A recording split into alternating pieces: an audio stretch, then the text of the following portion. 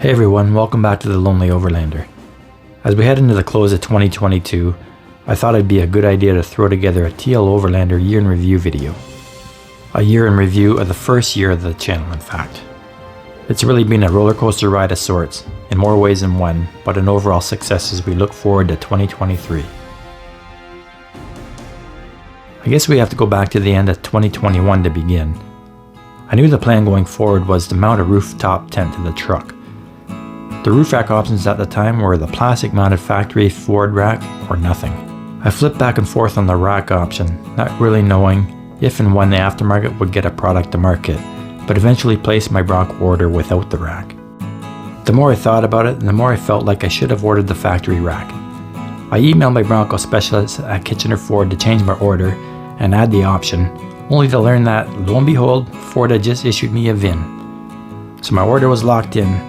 I missed out on the rack, but the good news was my Bronco was scheduled to be built in November, something I totally wasn't expecting. Moving into 2022, and a few options started to show up for roof racks. I opted for the Valkyrie off-road modular version, as the design looked sound and the price was competitive, so I put a pre-order in. What was planned for a March release became delayed 2 months into May, and so it was I had to cancel my Victoria Day long weekend trip. Not really the end of the world. Still all summer yet to go. In the meantime, I added some planned accessories such as a Yakima Slim Shady awning, Skinny Warrior basket, and a tailgate table, courtesy of the Ford Pass points I earned from the Bronco purchase. Everything seemingly coming together heading into the summer. Roof rack finally arrived and installed in the spring, and then the letdown announcement in June from Valkyrie, basically stating that customers of the rack should refrain from using them. Swell. There goes my first 10-day summer trip planned for July. Since Valkyrie, a company based out of Utah, didn't have on hand a two-door Bronco to test fit upgraded parts on, I kind of volunteered to guinea pig my Bronco for them to sort out their issues. Rolling into Labor Day long weekend, Valkyrie overnighted a much beefier looking prototype rack so I could make it out for a trip. Because of work commitments, I didn't get around to installing it until the Friday before the long weekend. Unfortunately, due to either design or a manufacturing error, the rear clamp hardware didn't fit. 0 for 3 on my trips so far this year. While scrolling through Facebook one day, I came across the Rural Ontario Crawlers page, and they had posted an open invitation for beginner off-roaders to participate in some off-road training. They, of course, being the immensely generous Al and Mick. I was joined with a couple other members of the Ontario Bronco Club for the outing.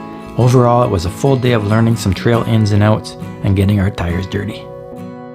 Heading into the middle of summer, the Ontario Bronco community put on the first annual Bronco Stampede at Chicopee Ski Resort. By all measures, a great turnout and an awesome event.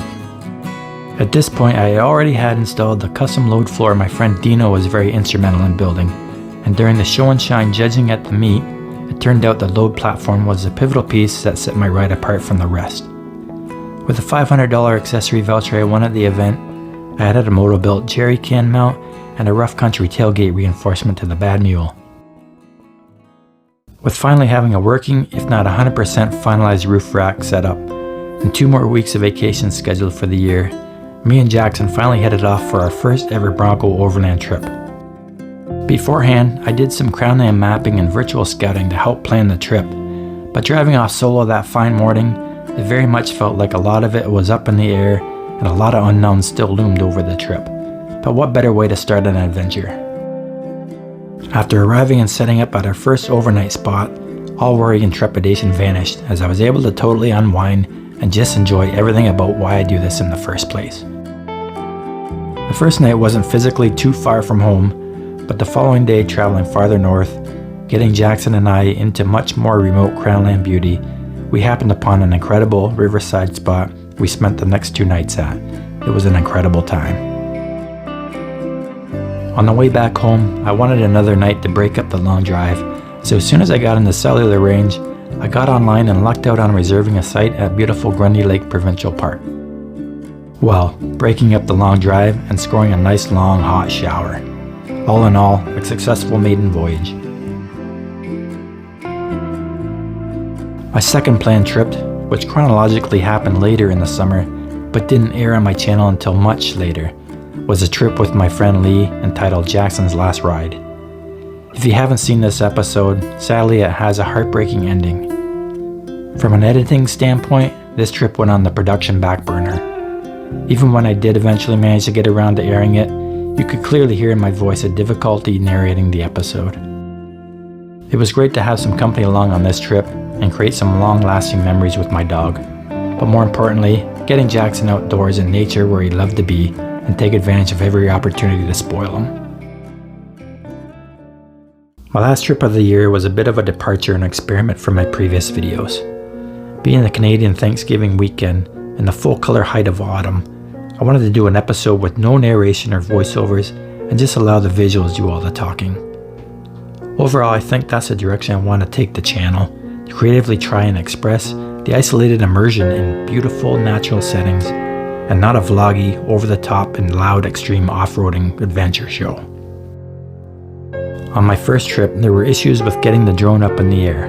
However, on this episode, it was imperative that I got lots of good drone footage simply because of the time of year and setting, and I think I managed to get some nice shots. Another departure from my previous episodes was that this was truly a solo trip around, not having my old hound Jackson with me. Despite having an incredibly memorable weekend, I spent the whole time wishing he was with me.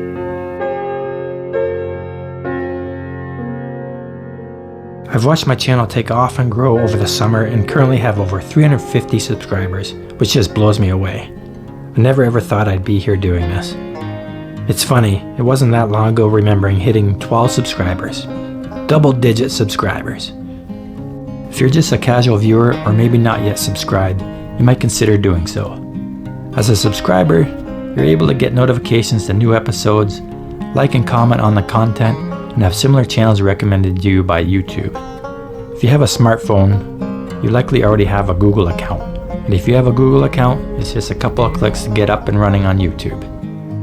The travel content on the Lonely Overlander is exclusively shot in 4K ultra high definition and is best viewed on an HD TV. You might not already know, almost all smart TVs come with YouTube built in. It's been an incredible first year journey and I appreciate having all of you come along with me. Stay tuned for upcoming episodes including a Ford Bronco 1-year ownership review and a Bronco hypermiling special and more. And of course, lots of overland travel episodes coming in the new year. Thanks for watching and we'll catch you next time.